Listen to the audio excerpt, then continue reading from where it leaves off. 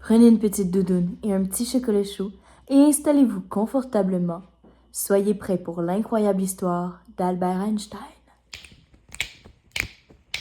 Oh, oh, oh, oh, le balado. Le balado. E égale MC2. L'homme derrière la moustache. Bonjour ou bonsoir, bonne matinée, bon après-midi, joyeux Noël. En tout cas, moi c'est Marianne Leroux et aujourd'hui, on va porter sur Albert Einstein dans notre podcast. Alors, ce génie né le 14 mars 1879 à Ulm dans Württemberg, en Allemagne, désolé de la prononciation, est décédé le 18 avril 1955 à Princeton, dans le New Jersey, n'est pas qu'un génie incompris. Il a été mathématicien, physicien et philosophe. Avant de décéder, il amènera des révolutions scientifiques telles que l'univers quantique et plusieurs théories en chimie et physique. Bref, c'est un génie. Il a reçu un nombre de mentions incalculables ainsi qu'un prix Nobel. Il a pris part à la politique de son époque car il est connu pour sa critique envers l'école et le système prussien. Il est également l'auteur de plusieurs citations connues telles que « La folie, c'est de faire toujours la même chose et de s'attendre à un résultat différent ». Mais qui de mieux pour parler d'Albert Einstein que notre spécialiste en la matière, Maëlie Eppel. Bonjour, très heureuse d'être ici à votre podcast. Merci beaucoup de l'invitation. Ça fait plaisir. Je suis très heureuse de vous recevoir également, Maëlie. Toutefois, avant que vous commenciez à nous parler d'Albert Einstein, ce fameux phénomène, j'aimerais juste mettre un peu de contexte sur l'époque parce que, veux pas, le 19e et le 20e siècle, c'est riche. Ah oui, vraiment. Oui, d'ailleurs. L'esclavage a pris fin pas longtemps avant que Albert Einstein naisse, notamment en 1865 aux États-Unis. Okay. Lui, il n'était pas aux États-Unis, hein, il est bien né en Allemagne, comme on l'a dit tantôt. Et en Allemagne, en 1879, c'était le Deuxième Reich. Le Deuxième Reich durait de 1871 à 1918, jusqu'à la défaite de l'Allemagne durant la Première Guerre mondiale. Donc, un Reich, dans le fond, c'est juste comme pour ceux qui nous écoutent et qui le savent pas, là, c'est comme une époque politique un peu. Okay. L'Allemagne a connu vraiment beaucoup de séparations politiques et d'événements importants puis caractéristiques. Donc, ça a fini par se diviser en Reich pour l'Allemagne. Donc, durant le Deuxième Reich, l'investissement mis sur la recherche et le développement, en plus de l'adoption de standards élevés de production, ont contribué à une nouvelle image de l'industrie allemande comme étant celle de la fiabilité et de la qualité. Okay. Parce que oui, la Grande-Bretagne avait essayé de contrer le fait que l'Allemagne, avec toute sa main-d'œuvre et ses ressources à bas prix, fournissait beaucoup de production à bas prix. Et donc, la Grande-Bretagne a fait on va identifier tous les produits en essayant de les faire passer pour de la pas bonne qualité. Puis là, l'Allemagne a rebondi par-dessus ça, a fait, on va niveler nos moyens de production, on va réaugmenter ça, et ça a fait complètement changer la facette de l'Allemagne, qui est devenue maintenant synonyme de fiabilité et de qualité, comme on avait dit. Et donc, avec tout ça, l'Allemagne va entrer dans un essor économique vraiment fulgurant. Là. Il y a des progrès technologiques pour réduire justement ses coûts de production, là, comme je vous disais. Il y a des mesures de protection économique pour confirmer sa place en tant que puissance industrielle. Donc, l'Allemagne est très bien partie quand Albert Einstein naît. Faut pas oublier aussi qu'ailleurs dans le monde, il y a beaucoup d'inventions puis de découvertes qui ont lieu, telles que l'invention du téléphone sans fil et la lampe à incandescence en 1879. Donc, il y a vraiment beaucoup d'avancées. Le niveau de vie est haut. Il y a des découvertes un peu puis des inventions avant que Albert Einstein naisse. Donc, c'est quand même un contexte assez particulier. Alors, merci beaucoup pour ce contexte. Je pense que c'est super important de le dire.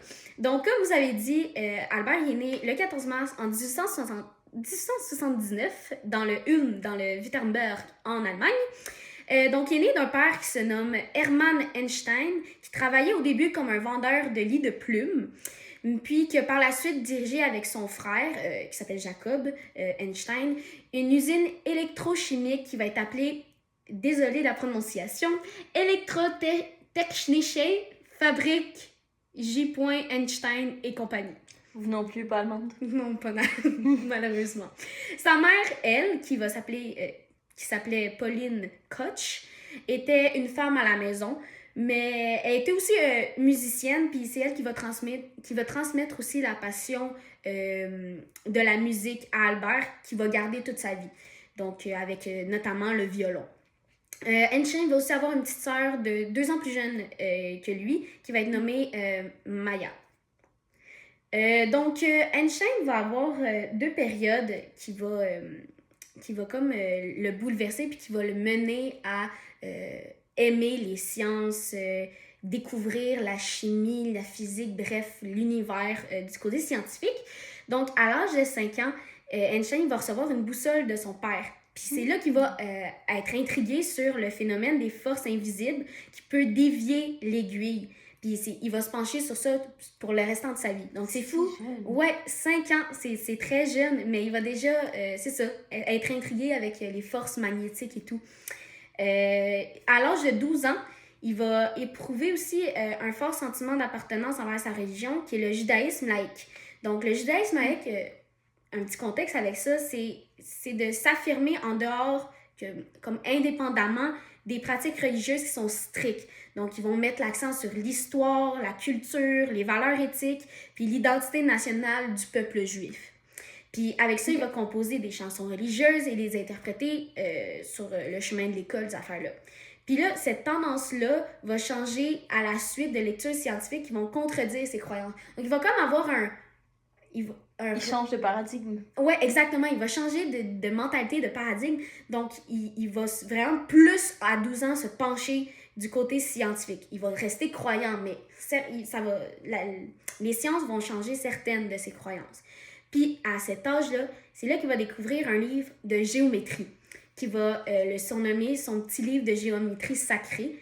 Puis, ça va l'affecter tout au long de sa vie, là, vraiment. Donc, ensuite, Albert Einstein va commencer l'école au lycée de Luitpold de Munich, où l'éducation va être très difficile pour lui à cause du système d'éducation qui est de style prussien, donc qui va étouffer l'originalité et la créativité.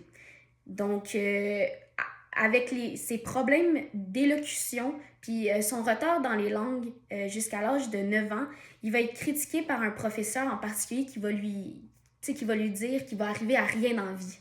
Si seulement il avait su. Ah oui. Clin d'œil. Mais c'est quoi d'ailleurs juste le système prussien? Donc le système prussien, c'est tout dépendant de où dans le monde, c'est un système éducatif qui va être caractérisé par une forte discipline. Il va avoir une hiérarchie très claire que l'enseignant va être vraiment l'autorité. Ça va être une standardisation, puis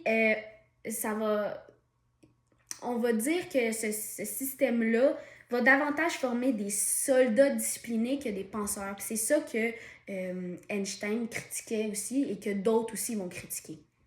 Donc, pendant ce temps, Einstein va faire la rencontre de Max Talmey, qui est un médecin qui va lui enseigner informellement les mathématiques supérieures parce qu'il était très, très, très poussé dans cette matière-là. Puis il va aussi l'initier à la philosophie. Puis Max Talmey va montrer une série scientifique pour enfants qui se nomme, désolé encore de la prononciation, Naturwissenschaftliche Volksbücher, qui dans le fond imaginait comment ce serait de rouler à côté de l'électricité qui voyage à l'intérieur d'un fil télégraphique. Donc c'est quoi?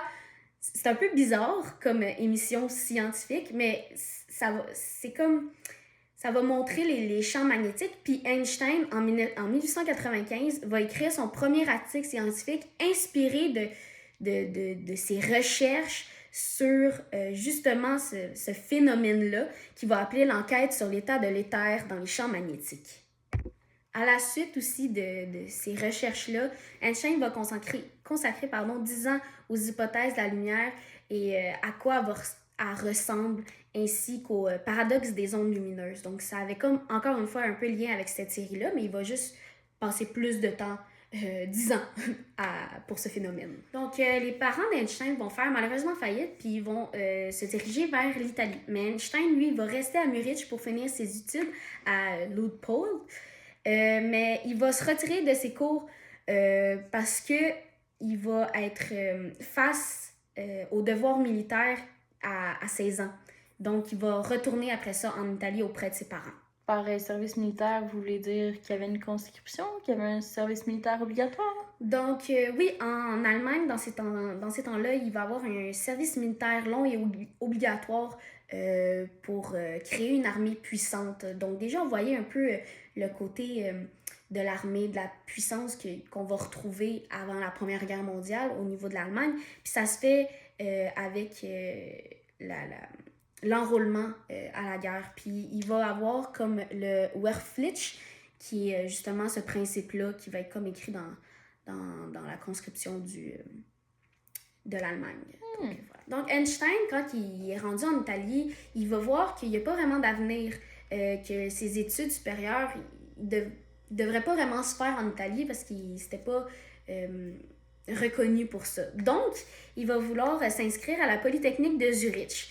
Et vu qu'il n'y avait pas de diplôme à cause de son ancienne école et qu'il a décroché, il va passer un examen d'entrée. Malheureusement, à cet examen-là, il va avoir de mauvaises notes dans les matières littéraires parce qu'on se rappelle, Einstein était beaucoup plus scientifique que artistique littéraire. Donc, c'est ça. Mais, grâce à ses notes en sciences, le directeur de la Polytechnique va être vraiment impressionné par les mathématiques, les sciences, bref, tout ça. Puis il va conseiller à Einstein d'étudier 1 an dans une autre école en Suisse pour obtenir son diplôme d'études supérieures qui va lui ouvrir les portes de la Polytechnique. Et c'est donc à 16 ans qu'il va entrer à l'école communale d'Arrow en 1895. Puis il va trouver beaucoup de plaisir comparativement à Munich et le système prussien. Donc, en 1896, Einstein peut enfin s'inscrire à la Polytechnique parce qu'il a eu son diplôme. Et c'est là qu'il va aller à l'école pour professeur en orientation mathématique et scientifique. Puis il va alors décider de ne pas devenir ingénieur comme son père, mais plutôt un professeur et même un chercheur. Ouais, donc il va délaisser un peu les mathématiques pour la physique. Au même moment, il va décider de renoncer à sa citoyenneté allemande, puis il va obtenir sa citoyenneté suisse en 1901. Puis c'est là aussi, à la Polytechnique, qu'il va rencontrer sa future épouse, Mileva Maric, qui était une étudiante en physique et d'origine serbe. Et oui, c'est vraiment rare une femme qui fait des études supérieures. Eh bien, on a fait des choses en Suisse, mais est-ce que Minerva, elle a eu une grande importance dans ses recherches et tout? Ah oui, vraiment. Mileva a été un soutien en mathématiques essentiel, puis elle va beaucoup combler les lacunes d'Einstein. Elle va aussi avoir, apparemment, elle aurait été l'initiatrice de certaines idées aussi. Puis Einstein va même dire qu'elle était indispensable, puis qu'il n'y aurait rien accompli sans elle. Fait que c'est quand même quelque chose. Là. Ouais, pour cette époque-là, de reconnaître une femme, puis déjà qu'il y ait une femme oui, dans vraiment. le sens, wow! Ouais, vraiment. Donc, comme j'ai dit, Mileva va vraiment aider, puis ça va être sa future femme. Mais la famille d'Albert va au début s'opposer à l'alliance entre les deux amoureux parce qu'elle étudie une matière qui n'est pas féminine, elle est étrangère parce qu'elle est serbe, puis elle n'est pas juive. Donc, c'est ça. Mais ils vont avoir un enfant qui va... ça va être une fille qui est prénommée Eliezer avant le mariage. Puis le sort, on sait pas, c'est comme inconnu. Fait que c'est comme un enfant illégitime. Fait qu'on n'en parle pas, elle n'existe pas. Exactement. Puis là, pendant ce temps-là, il va obtenir en 1900, il va obtenir son diplôme, puis il va être en recherche d'emploi. Fait qu'il va faire une demande de lettre de recommandation à son professeur Heinrich Weber. Mais puisque Einstein séchait beaucoup ses cours avec cet enseignant-là, l'animosité de Weber lui vaut plusieurs refus de poste universitaire parce qu'il va dire non à sa lettre et va empêcher Albert d'avoir certains postes. En 1902, il y a Hermann Einstein, qui est le père d'Albert Einstein. Il va mourir d'un an avant de laisser son dernier souffle, sa bénédiction pour marier Mileva, ce qu'il va faire en 1903. Il va obtenir sa nationalité la même année, ainsi qu'un emploi fixe au bureau des brevets de Berne grâce au père de son ami qui est Marcel Grossman. Puis Mileva et Albert Einstein vont avoir des enfants, donc Hans Albert Einstein et Edward Einstein à Berne en 1904 et 1910. En 1905, il va aussi obtenir son diplôme de doctorat, puis dû au temps libre qu'il a au bureau des brevets de Berne, il va commencer à formuler certaines théories sur son travail parce qu'il va avoir beaucoup de temps pour faire des recherches, donc avec ce qu'il a étudié à la Polytechnique. Puis c'est là que le principe de la relativité aussi va naître avec Einstein, donc toujours en Suisse. Donc là, ce que vous êtes en train de me dire présentement, c'est que Albert Einstein était en Suisse. Oui. Mais selon mes sources et ce que les petites souris m'ont dit, il était en Allemagne lors de la Première Guerre mondiale. Donc qu'est-ce qui s'est passé entre les deux pour qu'il re-switch à nouveau? Après avoir obtenu sa citoyenneté en Suisse, Einstein va publier plusieurs articles. En 1905, il va en publier 4 dans le Annalen der Physik, qui est comme un journal de physique, dans le fond. Là. Puis, il va modifier le cours de la physique du temps. Vraiment, il va traiter de l'effet photoélectrique, l'existence des atomes avec le mouvement brownien, la relativité restreinte et la fameuse équation E égale MC2. Oui. Donc, après avoir publié d'autres livres aussi, il peut pas avoir l'attention... Il n'a pas eu l'attention de la communauté des physiciens jusqu'à ce qu'un physicien du nom de Max Planck, qui est le fondateur de la théorie quantique et grand influent de sa génération, s'intéresse à son travail. Et là, après avoir eu des commentaires glorieux de Max Planck et des expériences qui vont confirmer les théories de Einstein, il va être invité à donner beaucoup de conférences. Puis, un peu plus tard, là, je parlerai justement des réunions internationales et des voyages qu'il va faire, comme celle de Solvay, qui va l'aider à gravir les échelons dans l'éducation universitaire. Donc, de 1905 à 1915, il va élaborer une théorie dans laquelle la force gravitationnelle de Newton était un sous-produit de la flexion du tissu de l'espace et du temps. Bref, c'est beaucoup de théories là, que j'expliquerai pas parce que ça peut être long et plus facile visuellement. Bref, il va être vraiment incroyable. En 1908, il va être nommé Privatdozent, qui est un enseignant dans les universités à titre privé à Berne, donc toujours en Suisse. Donc on voit qu'en 1908, il était toujours en Suisse. En 1909, il va devenir un professeur à Zurich. En Suisse? En Suisse toujours. Puis en 1911, un professeur de physique théorique à Prague.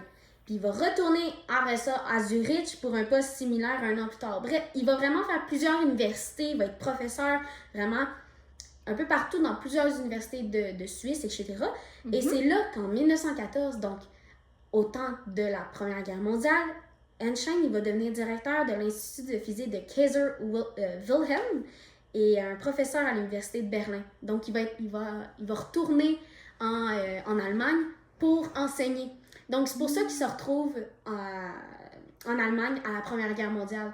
Il a fait tout ce chemin en Suisse de postes, de va-et-vient entre postes universitaires et tout, pour finalement être directeur à l'Institut de physique, puis un professeur à Berlin. Donc, vous avez dit qu'il est arrivé à Berlin en 1914. J'aimerais juste rappeler un peu, encore une fois, le contexte historique. En 1914, c'est là qu'il va commencer la Première Guerre mondiale. Donc, si on remonte un peu plus haut, là, ce qui a pu la déclencher, c'est que il y avait vraiment une montée de l'armement, une montée de la compétitivité entre les empires coloniaux, dont faisait partie l'Allemagne. Et donc, l'Allemagne va s'associer à l'Italie puis à l'Empire austro-hongrois, alors que la France va, elle, s'associer avec la Russie. Et donc, cette triple alliance va finir par déclencher la guerre à la France et la Russie. Et ce qui a vraiment déclenché là, cette montée de tension-là, ça a été l'assassinat de François Ferdinand, l'archiduc d'Autriche-Hongrie, qui était l'héritier du trône à Sarajevo. Donc, cette guerre-là a fait plus de 30 millions de victimes. Puis, elle s'est terminée avec le traité de Versailles qui a condamné l'Allemagne à une grande pauvreté parce que tout le monde s'est entendu pour désigner l'Allemagne comme étant le pays qui avait commencé la guerre et donc lui mettre toute la dette de la guerre sur le dos, ce qui crée beaucoup de tensions en Allemagne. Donc, pendant ce temps, à cause du voyagement de Einstein sur la route, puis des conférences, etc., son mariage va un peu tomber à l'eau. Puis il va entretenir aussi une liaison avec sa cousine Elsa Lowenthal, qu'il va épouser plus tard. Fait qu'il va divorcer Mileva en 1919, puis il va accepter aussi de lui donner de l'argent qu'il va remporter quand un jour il va avoir son prix Nobel. Donc, il était un peu... Il avait confiance en lui, exactement. Fait que, en 1914, il va de nouveau avoir sa nationalité allemande, puis il va rester à Berlin jusqu'en 1933. En 1915, Einstein va finir d'élaborer sa théorie sur la relativité générale, donc il est connu vraiment pour ça aussi. Il va aussi se faire voler sa théorie lorsque un correspondant du nom de David Hilbert va décider de publier la complétion des détails manquants de la théorie d'Einstein 5 jours avant qu'Einstein publie la sienne. Fait que là, il a comme volé sa théorie parce qu'il parlait beaucoup avec David Hilbert, puis David va décider de vouloir avoir, genre, le mérite à lui. Mais finalement, la théorie va être attribuée qu'à Einstein, même si on va quand même la référer à l'action d'Einstein-Hilbert. Fait que tu sais, c'est quand même une théorie qui a été faite un peu ensemble, avec David a comme aidé avec les détails manquants, mais c'est ça. Puis c'est là aussi qu'il va commencer sa tournée mondiale. Donc, il va viser les États-Unis, l'Angleterre, Japon, France. Il va faire 2 expéditions qui furent en route pour prouver les prédictions d'Einstein. Bref, il va se promener vraiment partout. Il va obtenir son prix Nobel de physique pour sa théorie de l'effet photoélectrique. Mais il va faire son discours de remerciement sur sa relativité plutôt que l'effet photoélectrique parce qu'il trouvait que sa théorie sur la relativité générale était plus marquante, plus importante pour la physique que la photoélectrique. Ouais, c'est ça, l'effet photoélectrique. En 1927, il va faire la rencontre. Il va aller dans le fond dans la conférence Solvay. J'en ai parlé un peu, là. C'est comme des conférences qui se font un peu à chaque année. Là, c'est pour les esprits brillants. Puis il va faire la rencontre de plusieurs esprits brillants justement, à Bruxelles. Donc, il va y avoir vraiment plusieurs savants, chimistes qui vont aider. Puis la photographie? Ouais, dans le fond, il y a une belle photographie pour ça. Puis ça va s'appeler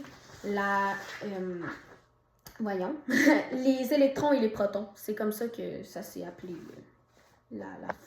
la conférence. Donc, c'est ça. Puis, il va rencontrer plusieurs penseurs. Donc, on a dit que Einstein était un philosophe. Donc, il va rencontrer Freud, qui va apporter son savoir sur la guerre et l'humanité. Puis, il va discuter sur la question de la conscience affectant l'existence avec aussi Rabindranath Tagore. Fait qu'il va vraiment rencontrer quelques penseurs comme eux. Puis, il va écrire un livre qui s'appelle Mein Weltbild, qui se traduit par comment je vois le monde. Donc, il parle du pacifisme, de la lutte contre le national-socialisme, des problèmes que vivent les Juifs et de ses études scientifiques. Donc, c'est comme un ramassé de plein de choses, de la philosophie et des sciences. Oui, parce que d'ailleurs, durant la Première Guerre mondiale, tantôt on en parlait, mais il me semble que Albert Einstein n'a pas combattu. Il a vraiment promu sa vision pacifiste des choses et luttait pour le pacifisme et critiquait beaucoup la guerre au lieu d'y participer. Oui, exactement. C'est exactement ça. Puis, oui, donc, c'est ça.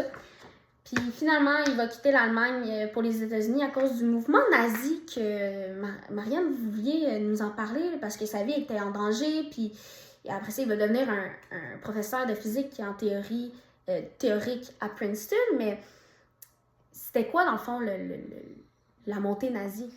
Oui, exactement. En Allemagne, parce qu'on a vu qu'il était revenu en Allemagne, il y a eu vraiment une grande, grande montée du nazisme suite à la Première Guerre mondiale et à la veille de la Deuxième. Donc, par exemple, en 1920, il y a la rebaptisation du DAPD pour le NSDAPD, le parti nazi qui va intégrer Hitler. Et en 1933, il va monter au pouvoir. Okay? Donc ça va vraiment intensifier le nazisme qu'Hitler va utiliser pour justifier justement la fin de la Première Guerre mondiale, dans le sens que la Première Guerre mondiale, elle a vraiment plongé l'Allemagne dans une extrême pauvreté, et quand il y a un problème, les gens ont tendance à vouloir trouver un coupable. Et donc, Adolf, c'est important de ne pas se tromper, Adolf Hitler va désigner les Juifs comme étant les responsables de la pauvreté en Allemagne, et comme quoi ils veulent pas nécessairement les aider, puis il va créer un sentiment d'unicité à travers l'Allemagne en les ralliant tous contre les Juifs. Donc c'est ça, il y a vraiment une grande montée du nazisme. C'est une des raisons pour lesquelles durant la Seconde Guerre mondiale, Hitler va vraiment faire un génocide des Juifs.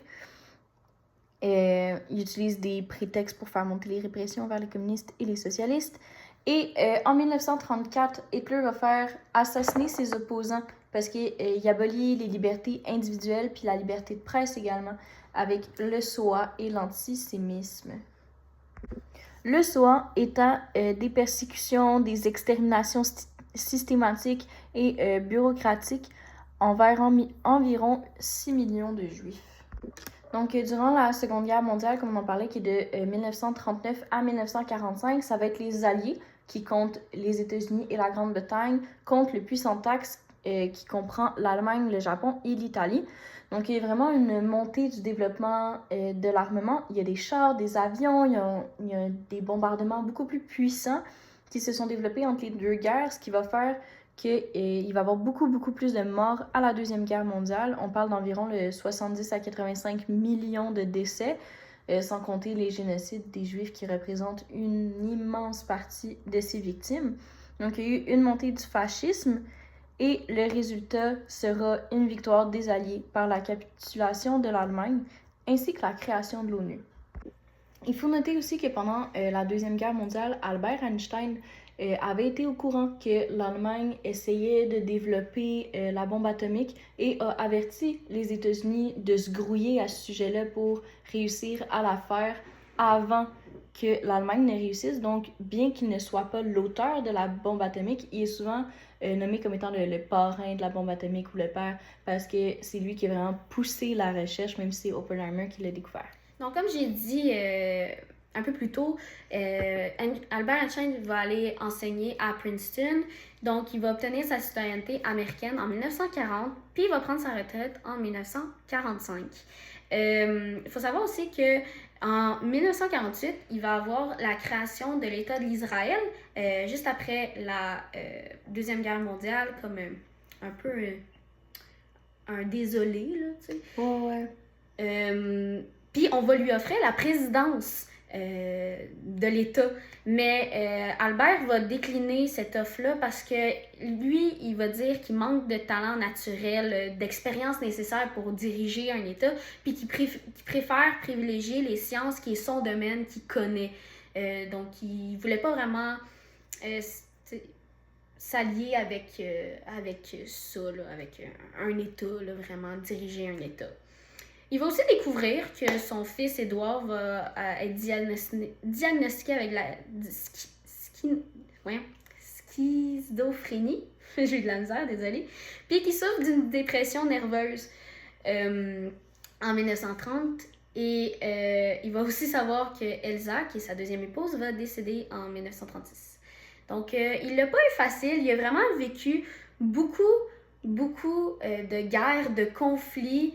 Puis, il va vraiment être du côté pacifique de la situation. Puis, je pense que Marianne voulait nous parler de ses impacts, que je trouve super important de dire, parce que même après sa mort, qui est justement le 18 avril 1955, il a quand même fait beaucoup de choses pour notre société, pour aujourd'hui. Donc, je voulais vous laisser la parole.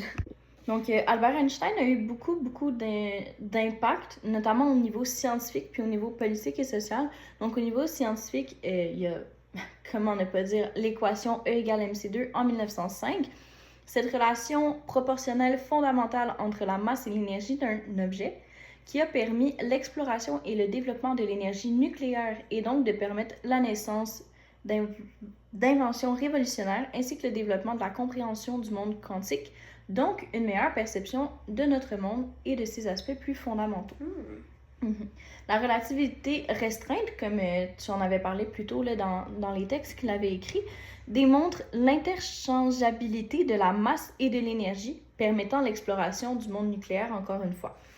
La théorie de la relativité générale, élaborée en 1915, donne une meilleure compréhension encore de l'espace du temps. Cette théorie stipule que la masse et l'énergie courbent l'espace-temps. Vous l'aviez quand même abordé légèrement tout à l'heure, mais tout ce qui a créé, toutes les théories scientifiques ont vraiment permis une meilleure compréhension de l'espace-temps puis une meilleure exploration du monde nucléaire et quantique. OK. Donc, il a directement influencé la création de la bombe atomique par ses recherches et, comme j'ai dit tout à l'heure, en alertant les États-Unis de se grouiller dans leurs recherches. Son explication de la photoélectricité a permis le développement de nouvelles technologies, dont les panneaux solaires qu'on a aujourd'hui. C'est pas lui qui les a créés, mais sans ces découvertes qui lui ont mérité un prix Nobel, on n'aurait jamais pu. On doit notre compréhension de l'univers cosmique, de la physique quantique, de l'espace, du temps et de la lumière à Albert Einstein. Il a donc créé les bases de la physique quantique moderne, non seulement en parlant de photons, mais aussi grâce à la théorie des quantas de lumière. La double définition d'ondes et de particules de l'atome provient également d'une formule d'Albert Einstein. Wow! Ouais. Il souligne l'importance du débat philosophique sur la mécanique quantique et permet donc à plusieurs autres théories de naître. Parce qu'il est tout courant, que même si lui a été critiqué, d'autres vont l'être, puis ça veut pas dire que parce qu'ils sont critiqués, c'est pas bon, puis qu'il faut passer par-dessus ça, puis continuer nos recherches plus loin. C'est justement ça qu'ils ont parlé dans la 5e conférence de Solvay. Il y a eu beaucoup de discussions justement sur le mécanisme quantique, ces affaires-là. Donc, je trouve ça intéressant de voir qu'il a quand même été fait beaucoup d'impact justement dans cette conférence-là aussi. Ouais, c'est ça, parce que c'est vraiment difficile à comprendre la physique quantique. Il y a beaucoup de gens qui l'ont critiqué par rapport à ça parce qu'ils pensaient que le fait qu'Albert Einstein avance des choses à propos de la physique quantique détruisait les théories des autres scientifiques. Mais ce qu'il faut comprendre, c'est que la théorie quantique, c'est vraiment comme dans un autre monde. Les deux peuvent cohabiter ensemble. Puis c'est ça qu'Albert Einstein a essayé de faire comprendre, qu'il peut y avoir des discussions par rapport aux théories, puis qu'il est possible d'avoir plusieurs choses en même temps et non juste une. Donc, au niveau politique et social, comme je l'ai dit tout à l'heure, c'est lui qui a influencé la bombe nucléaire. Il était vraiment reconnu pour être pacifiste. Il encourageait la paix, puis il a signé un manifeste s'opposant à l'entrée en guerre de l'Allemagne. Il va aussi être un personnage influent dans la médiation avec des étudiants radicaux qui ont pris en otage le recteur de l'université et plusieurs professeurs dans le chaos de l'après-guerre. Dans le fond, ces étudiants-là luttaient contre la pauvreté et l'échec qui ont suivi à la guerre. Puis il a réussi à négocier un compromis, lui et Max Born, avec ses étudiants parce qu'il était vraiment respecté puis il a eu de l'influence. Donc il a utilisé à bon escient pour essayer de gérer cette situation-là. Il était également membre de la NAACP, le National Association for the Advancement of Colored People, et luttait pour la fin de la ségrégation. Donc on voit vraiment qu'il y avait une volonté pacifiste et de passer par-dessus les différences, lui-même ayant connu des traitements difficiles parce qu'il était juif.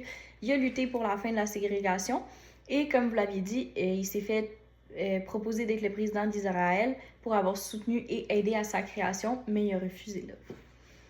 Et donc, encore aujourd'hui, on peut voir qu'il y a une influence et il y en a eu à son époque, mais il y en a encore aujourd'hui. Il y a une résonance puis un écho sur la société d'aujourd'hui. Notamment grâce à ses découvertes, la vision du monde et ses principes fondamentaux ont vraiment évolué et changé. Sans lui, le GPS n'aurait pas pu exister. Sans lui, il n'y aurait pas non plus, parce qu'à cause de la photoélectricité, comme on parlait tantôt, oui, il y a eu les panneaux solaires, mais aussi l'appareil photo du smartphone, les systèmes anti-vol et tant d'autres grâce à cette découverte-là, qui n'auraient pas pu exister sans lui. Ses efforts humanitaires continuent d'inspirer vraiment les générations, puis ça c'est à noter, on parle souvent de Gandhi, de Martin Luther King, des figures inspirantes, mais il faut comprendre que Albert Einstein aussi avait des efforts humanitaires qui ont inspiré les gens.